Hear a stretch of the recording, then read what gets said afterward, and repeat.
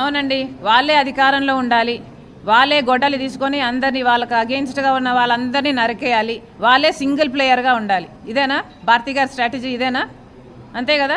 గొడ్డలితో మిగతా వాళ్ళందరినీ నరికేయండి, మీరే సింగిల్ ప్లేయర్గా ఉంటారు. అప్పుడు ఈరోజు అవినాష్ రెడ్డి గారు ఊరు దాటిపోవడానికి ఇక ఓటమిని ఒప్పుకునే పరిస్థితికి వచ్చి పాస్పోర్ట్లు కూడా తయారు చేసుకుంటున్నారు. ఆయన ఊరి దాటిపోవడానికి ఎలా అయితే నేను తప్పించుకొని పోగలను, నేను ఓడిపోతే నా అరెస్ట్ ఖాయం అన్న పద్ధతిలో ఉంది వాళ్ళ పరిస్థితి. ఇప్పుడు నేను ఆంధ్ర రాష్ట్ర ప్రజలకు కాదు, కడప ప్రజలకు చెప్తున్నాను, అవినాష్ రెడ్డి గెలిస్తే నేరం గెలిచినట్టు, రాజశేఖర రెడ్డి బిడ్డ ఓడిపోతే నేరం గెలిచినట్టు. కడప ప్రజలందరూ ఆలోచన చేయాలి. మీ ఎంపీని కలవడానికి మీ జిల్లాలోనే మీకు వీలుండాలి అంటే రాజశేఖర రెడ్డి బిడ్డకు ఓటేయండి. మీ ఎంపీని కలవడానికి మీరు జైలుకి వెళ్ళాలి అంటే అవినాష్ రెడ్డికి ఓటేయండి. అవునండి, వాళ్ళే అధికారంలో ఉండాలి, వాళ్ళే గొడ్డలి తీసుకొని అందరినీ వాళ్ళకి అగెయిన్స్ట్గా ఉన్న వాళ్ళందరినీ నరికేయాలి, వాళ్ళే సింగిల్ ప్లేయర్గా ఉండాలి. ఇదేనా భారతి గారి స్ట్రాటజీ? ఇదేనా? అంతే కదా.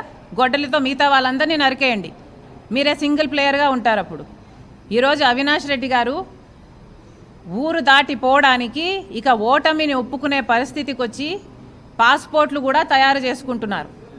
ఆయన ఊరి దాటిపోవడానికి ఎలా అయితే నేను తప్పించుకొని పోగలను, నేను ఓడిపోతే నా అరెస్ట్ ఖాయం అన్న పద్ధతిలో ఉంది వాళ్ళ పరిస్థితి. ఇప్పుడు నేను ఆంధ్ర రాష్ట్ర ప్రజలకు కాదు, కడప ప్రజలకు చెప్తున్నాను, అవినాష్ రెడ్డి గెలిస్తే నేరం గెలిచినట్టు, రాజశేఖర రెడ్డి బిడ్డ ఓడిపోతే నేరం గెలిచినట్టు. కడప ప్రజలందరూ ఆలోచన చేయాలి. మీ ఎంపీని కలవడానికి మీ జిల్లాలోనే మీకు వీలుండాలి అంటే రాజశేఖర రెడ్డి బిడ్డకు ఓటేయండి. మీ ఎంపీని కలవడానికి మీరు జైలుకి వెళ్ళాలి అంటే అవినాష్ రెడ్డికి ఓటేయండి. అవునండి, వాళ్ళే అధికారంలో ఉండాలి, వాళ్ళే గొడ్డలి తీసుకొని అందరినీ వాళ్ళకి అగెయిన్స్ట్గా ఉన్న వాళ్ళందరినీ నరికేయాలి, వాళ్ళే సింగిల్ ప్లేయర్గా ఉండాలి. ఇదేనా భారతి గారి స్ట్రాటజీ? ఇదేనా? అంతే కదా.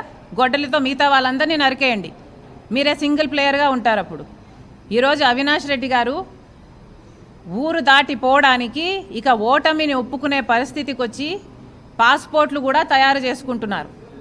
ఆయన ఊరి దాటిపోవడానికి ఎలా అయితే నేను తప్పించుకొని పోగలను, నేను ఓడిపోతే నా అరెస్ట్ ఖాయం అన్న పద్ధతిలో ఉంది వాళ్ళ పరిస్థితి. ఇప్పుడు నేను ఆంధ్ర రాష్ట్ర ప్రజలకు కాదు, కడప ప్రజలకు చెప్తున్నాను, అవినాష్ రెడ్డి గెలిస్తే నేరం గెలిచినట్టు, రాజశేఖర రెడ్డి బిడ్డ ఓడిపోతే నేరం గెలిచినట్టు.